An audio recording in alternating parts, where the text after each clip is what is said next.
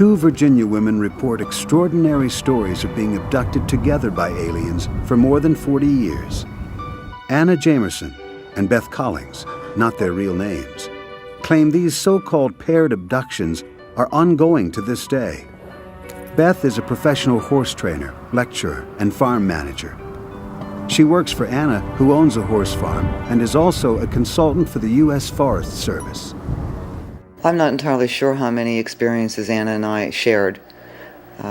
We can account for somewhere close to 30 or 40 from early childhood. On a December evening back in 1991, Beth was headed for Anna's farm where she lived while teaching horseback riding. Having driven this stretch uneventfully many times before, nothing hinted that this trip might be different, but it was. I saw lights in the sky. I thought it was a plane that was in trouble, yet the lights were not coming toward me or moving away. They seemed to be stationary. Curious, Beth parked and got out. Above her, the lights shone with an unearthly intensity. She hoped to catch a glimpse of a fuselage of a plane or a helicopter. And then it struck her. There was no sound, as you'd expect, just silence. And the lights were frightening, and I couldn't understand why that was familiar to me, and I wanted to run as fast as I could, and yet I couldn't move. I had to see. Within a blink of an eye, I was surrounded by light that seemed to be coming from these lights in the sky, very close overhead at that point. And again, within the blink of an eye, I was not there. Instead, Beth was back on the road more than an hour later. Beth says she assumed she was having a nervous breakdown. In desperation, she sought out the help of her close friend and employer, Anna Jamerson. My first reaction was that she'd been working too hard, so I needed to stay home from work and give her some time off, and she would get herself back together and things would go on as normal. But things didn't go on as normal. Beth had another disturbing experience on a drive home from a business engagement. Again, there were lights and a period of time she couldn't account for. After the second time, I knew there was something definitely wrong, that it wasn't that she was losing her mind, that something else was going on, because she had seen bright lights in the sky both times. At that time, Anna knew little about UFOs. She and Beth had once seen some unusual lights over the barn, but she didn't think much about it. Now, she became concerned. I knew I couldn't handle it. We couldn't handle it together. And I knew somehow to look up in the phone book UFO, and I did. This was this stable, down-to-earth woman who found a phone number listed under UFOs, of all places. Anna eventually spoke with one of the organization's leaders, Richard Hall. After meeting with them, he agreed to study Beth's case. They're quite intelligent, they're quite articulate. They're not New Age ding-a-lings. These are human beings, intelligent people in important professions, very responsible people. I thought it would be, they'd come out and interview her and tell us that, gee, yeah, we've heard of this happening. It happens, once, maybe twice if you're really lucky. And then you have great stories to tell your friends, and it never happens again. Unfortunately, they didn't tell us that. Instead, Hall was non-committal. He gave the women no encouragement in either direction, despite his own views. This is something, I have a long background in straightforward UFO sighting investigations, and have become convinced some time ago that it appears that we have visitors from somewhere. And it's just one step from that on to, well, maybe they really are tinkering with us. Hall suggested Beth undergo hypnosis. The regressions triggered a flood of conscious memories for her. Frightening images emerged from other abductions as well. I was lying on a table, on my back, and my head was placed in a kind of restraint, and I saw this instrument coming down toward my face.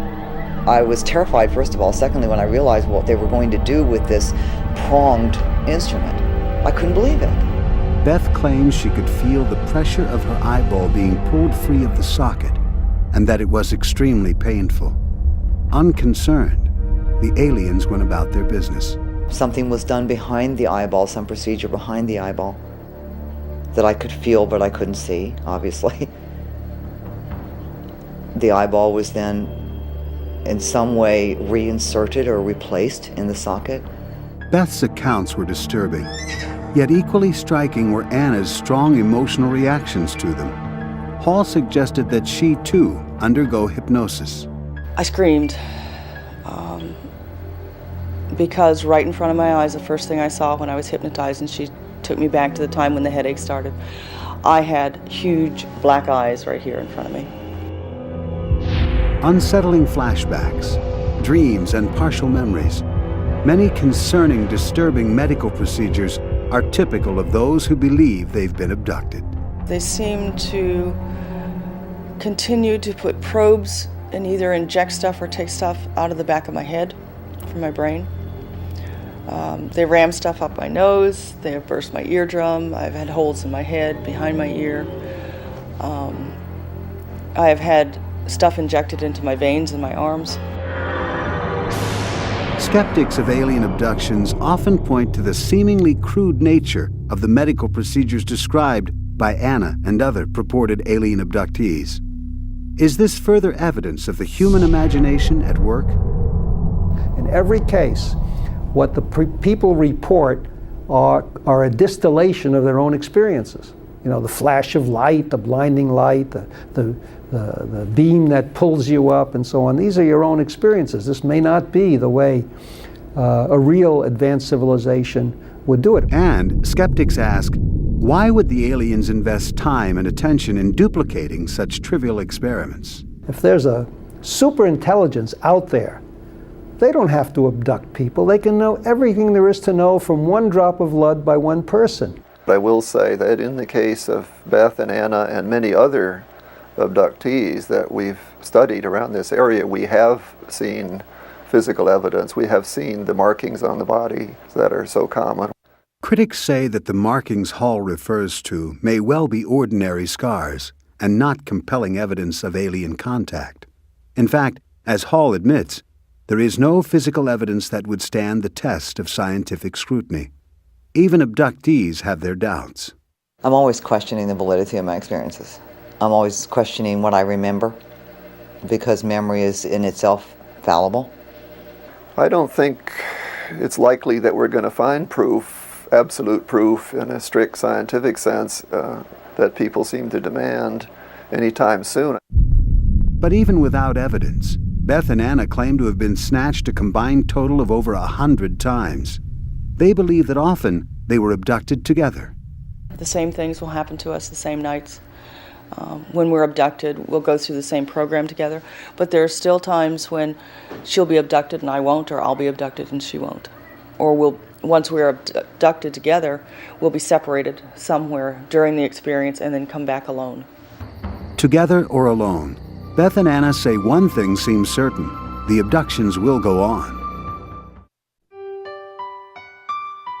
People who claim to have been abducted by aliens remember many similar medical procedures.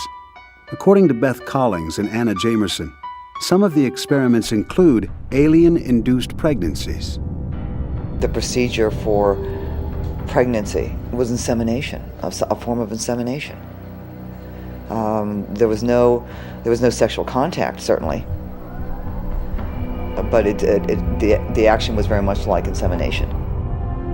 Beth says the results of the alien insemination were not long in coming.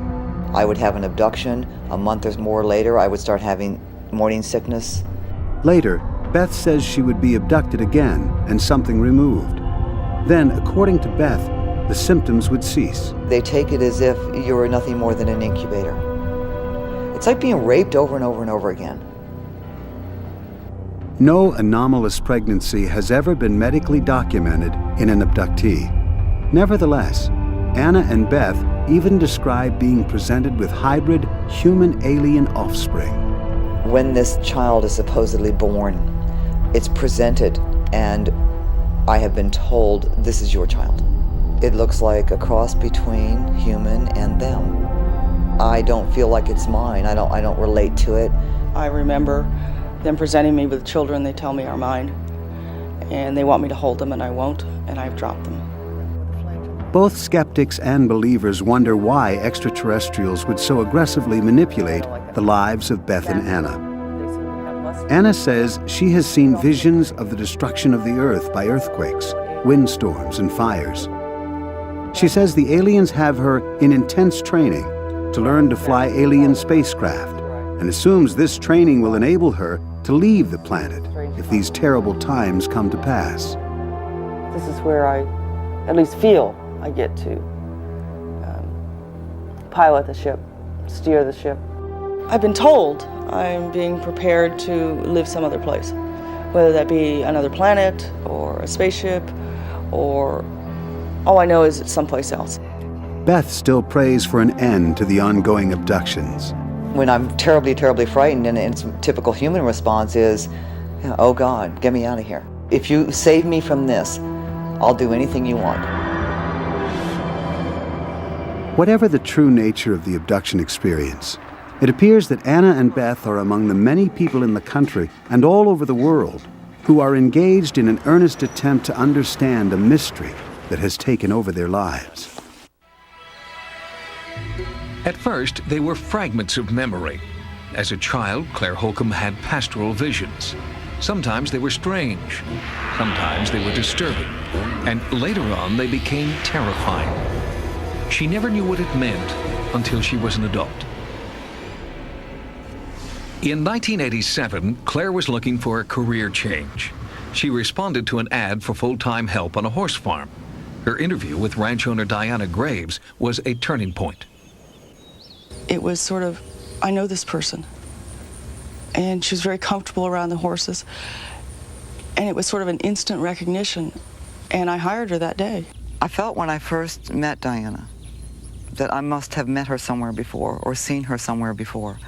I felt that I knew her quite well, but I couldn't explain that. Clare worked at the ranch for 4 years before she and Diana figured out their connection. It started on a dark country road. On my way home, fairly early in the evening, it was a warm night for December, I saw lights in the sky that I thought were low-flying aircraft. But I wasn't hearing any sounds, engine noises, and was concerned that perhaps the engines had shut down. I pulled over to the side of the road and was blinded by these lights. But I was frozen to the spot. I didn't know what was happening. Right after her sighting, Clare raced home, feeling sick, scared, and disoriented. I think both of us thought she was going crazy.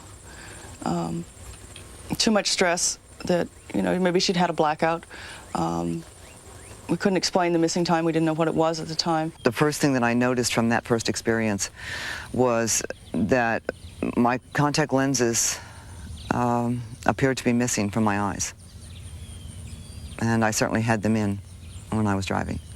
Diana encouraged Clare to try and put the bizarre events behind her. But days later, Clare had another bizarre encounter. She was reporting to me that she seemed to have seen some strange things. She had memories of this weird hand that she drew. And for some reason, I knew we needed help. I knew I could no longer handle it. They got that help through the Fund for UFO Research, an organization that investigates extraterrestrial events and tries to separate fact from fantasy. They felt Clare was exhibiting signs of a classic abduction.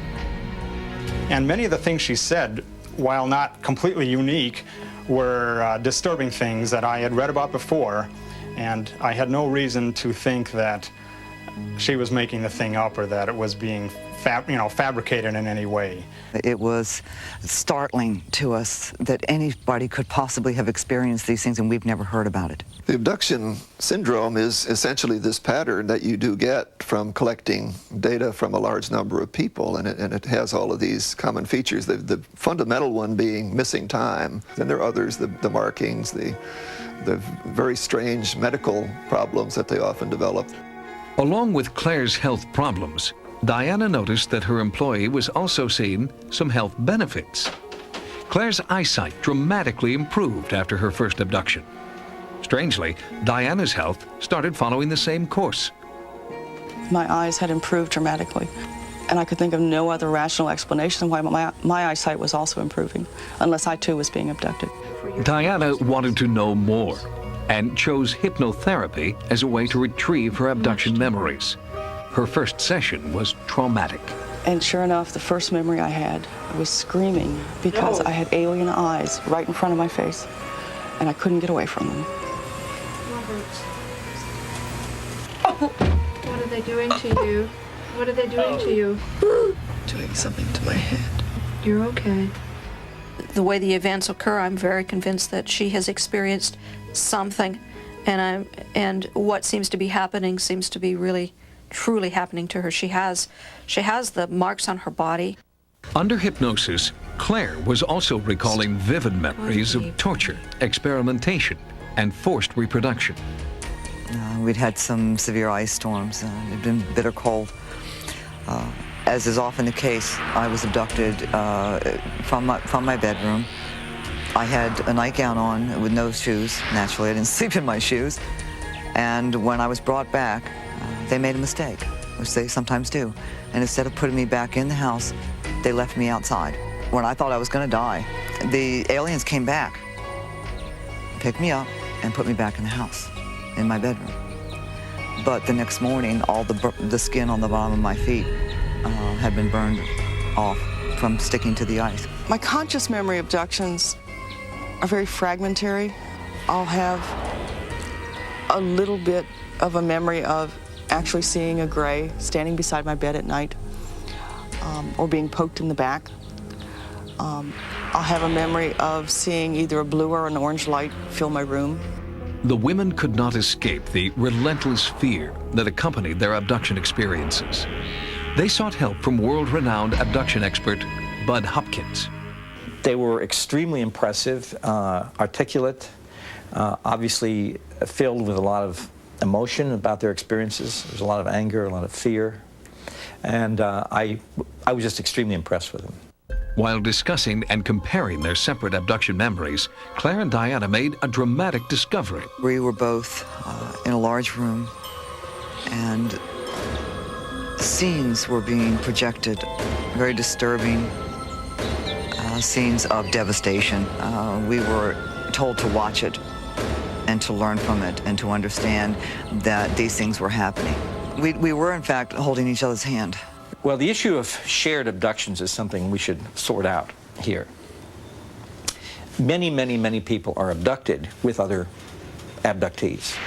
The women probed deeper into their past.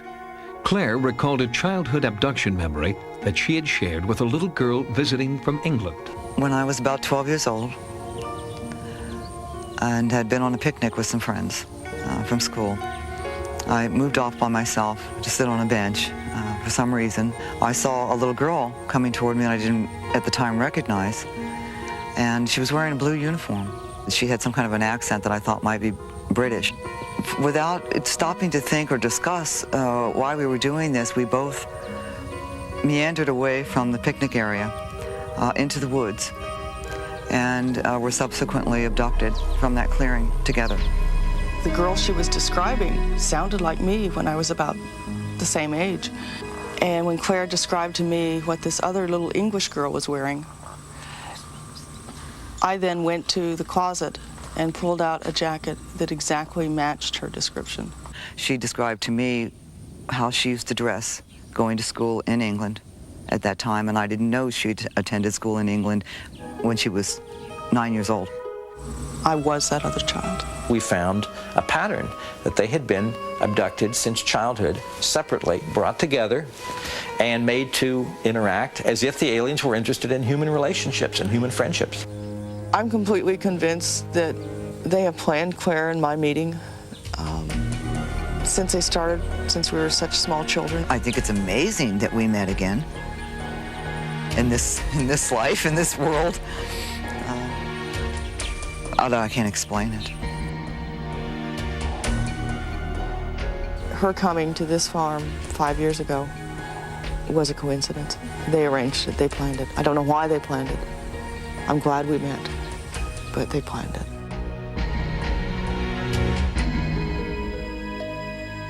There is no law enforcement agency that investigates alien abduction, no toll-free number to call. And Claire, unlike the Wieners, had no access to Ray Fowler's services. She did have Diana, who started reading books on the subject. But the more Diana read, the more she began to fear that she too was involved. Unfortunately, when I got into, finally found some of the books that were dealing more with abductions, I started getting scared because I kept thinking, gee, that sounds awful familiar. Diana's reading raised the alarming possibility in her mind that not only had both women been abducted, but they had been abducted together as children. I guess what was really strange about when we started talking about our childhood memories, we seemed to have very similar memories, like we'd gone through the same experience, that we knew each other, but we'd never met till 8 years ago. We never knew each other in childhood. We couldn't have known each other in childhood. No, I lived all over the country. Claire lived in Virginia. So how could we possibly have these memories of being together as children when we couldn't possibly have been together as children?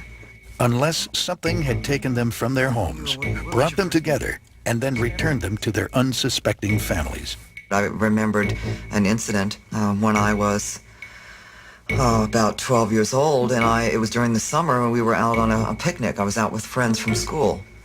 I recalled moving away from my friends and sitting on a picnic bench, waiting. And I was very annoyed. I remember being annoyed because I was waiting for her. I looked around and there she was. I recognized her, but yet I didn't, because she had an English accent and I didn't know anybody with an English accent. Also, she was wearing a uniform. She had this jacket. Yeah, that's what triggered it for me. When Claire told me how old she was, it made me about 9 years old, and I lived in England at that time. I went to English schools, British schools, and I had a blue jacket, just like the one she was describing. It was my uniform jacket from school. And what was even stranger than that was I had kept that jacket, and I knew exactly where it was. And I described the emblem. And I pulled the jacket out, and it was exactly the same. With the same emblem on it. At that time, I was not aware Diana had ever lived in England. I didn't know that. We couldn't explain that one away. A school jacket from long before they had supposedly ever met, with an emblem that both women clearly remembered. Claire and Diana began searching their past, comparing childhood memories. How old are you in this one? Claire would think of something and write it down on a piece of paper, and then she'd ask me a question, such as, imagine you're a small child, and you have this box in front of you. What would you do with it? And my immediate reaction is I would turn it inside out with my mind, because that's exactly what she had been made to do with the box. She remembered 2 small children, herself, and another small blonde girl, being in this room and being forced to figure out what to do with this box. And it was, turn it inside out with your mind. Memories of children forced to play games of the mind. But why? And by whom?